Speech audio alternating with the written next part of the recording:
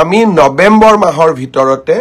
police constable সকলক নিযুক্তি দিয়াৰ ব্যৱস্থা কৰিম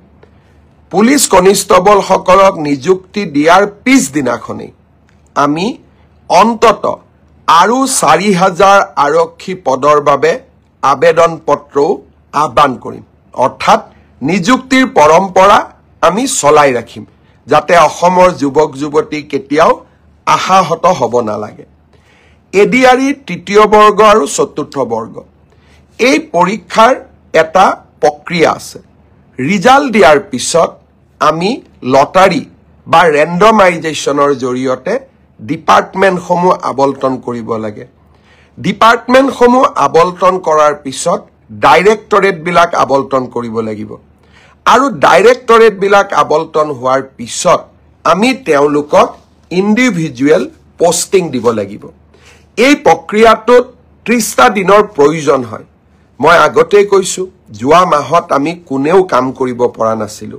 মই চেষ্টা কৰিছো নৱেম্বৰৰ শেষত নহলে ডিসেম্বৰৰ প্ৰথম ভাগতে এডিআৰইৰ চতুৰ্থ আৰু তৃতীয় বৰ্গৰ আমি নিযুক্তি পত্ৰসমূহ বিতৰণ কৰিম প্ৰক্ৰিয়াটো চলি আছে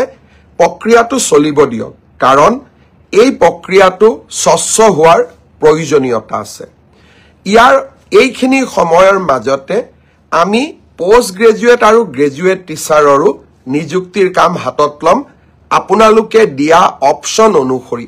আপোনালোকক যাতে আমি নিযুক্তি দিব পাৰো তাৰ বাবে শিক্ষা বিভাগে ইতিমধ্যে কাম হাতত লৈছে মই খুব সোনকালে আপোনালোকক নিযুক্তিৰ তাৰিখটো জনাম স্বাস্থ্য বিভাগৰ নিযুক্তিও এই মাহতে আমি প্ৰদান কৰিম চাহ বাগিচাৰ সমাজখনৰ বাবে আমি 3% এইবাৰ চৰকাৰী চাকৰিত আৰক্ষণ কৰিছিলো গোটেই কেটা নিযুক্তি দিয়াৰ পিছত আমি চাহ বাগিচাৰ যুৱক যুৱতী সকলক পৃথকে 3% উত্তীৰ্ণ হোৱা যুৱক যুৱতী সকলক নিযুক্তি পত্ৰ প্ৰদান কৰিম অৰ্থাৎ অহা 9 তাৰিখে আমি চাহ বাগিচাৰ যুৱক যুৱতী সকলক বাদ দি সকলোকে আমি নিযুক্তি দিম গোটেইখিনি নিযুক্তি পত্ৰ আমি একেলগ কৰি ডিসেম্বৰ বা নৱেম্বৰ মাহত সকলো চাহ বাগিচাৰ যুৱকক গুৱাহাটীলৈ মাতি আনি আমি একেলগে নিযুক্তি দিম যাতে ই সমাজখনত এটা সচেতনতাৰ সৃষ্টি কৰিব পাৰে অৰ্থাৎ মই উত্তীৰ্ণ হোৱা যুৱক যুৱতী সকলক অনুৰোধ কৰিম যে আমি নৱেম্বৰ মাহ আৰু ডিসেম্বৰ মাহৰ প্ৰথম ভাগতে আমি নিযুক্তিৰ প্ৰক্ৰিয়া সম্পূৰ্ণ কৰিম আপোনালোকে আমাক নিশ্চিতভাৱে সহযোগ কৰি যাব ইয়াৰ মাজতে অসমলৈ গৃহমন্ত্ৰী অমিত শাহ ডাঙৰীয়াও আহিব বটদ্ৰৱাত মহাপুৰুষ শ্ৰীমন্ত শংকৰদেৱৰ জন্মভূমিখন আমি অতিব সুন্দৰ কৰি আকৌ এবাৰ সজাই পৰাই তুলিছো প্ৰায় 200 কোটি টকাৰে নিৰ্মাণ কৰা এটা সুন্দৰ প্ৰকল্প গৃহমন্ত্ৰী ডাঙৰীয়াই বৰদুৱাত উদ্বোধন কৰিব গুৱাহাটীত মোৰ এটা মনৰ সৰু বহু দিনৰ মনত লুকাই থকা সৰু কথা এটা মই ক'ব খোজো ৰামনাথ কোবিন্দ ৰাষ্ট্ৰপতি পদ ত্যাগ কৰাৰ পিছত গুৱাহাটীলৈ আহিছিল গুৱাহাটীত ডাঙৰ হল নাই সেইবাবে তেখেতৰ সভাখন আমি মেঘালয়ৰ USTM ইউনিভাৰ্চিটিত ৰাখিছিল অডিটৰিয়ামটো ডাঙৰ আছিল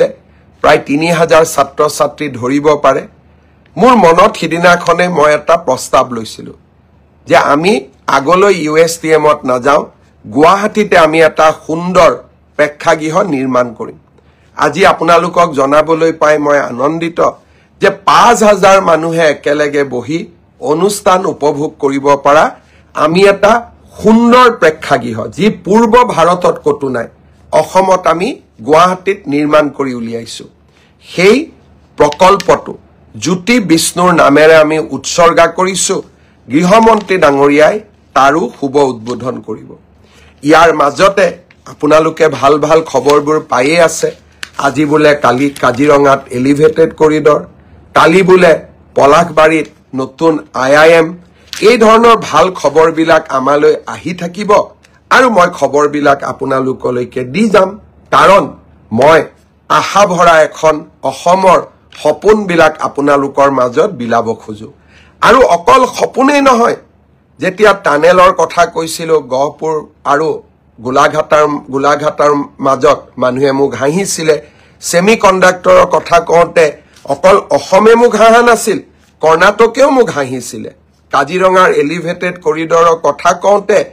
তেতিয়াও হাঁহিছিলে কিন্তু মোক কৰা উপলুঙাবিলাকে মোক অদ্ভুত সাহস দিয়ে আৰু কিবা এটা নতুন কৰি দেখুৱাবৰ বাবে মোৰ মনত সংকল্পৰ সৃষ্টি কৰে সেইবাবে মই অকল সপোনেই নেদেখুৱাও সপোনক পম খেদি সপোন বাস্তৱত ৰূপায়ণ কৰাৰ বাবে প্ৰচেষ্টাও কৰোঁ আৰু বহু পৰিমাণে অসমৰ ৰাইজৰ আশীৰ্বাদত আৰু নেদেখাজনৰ আশীৰ্বাদত সফলো হওঁ আৰু সফল হৈ থাকিম কাৰণ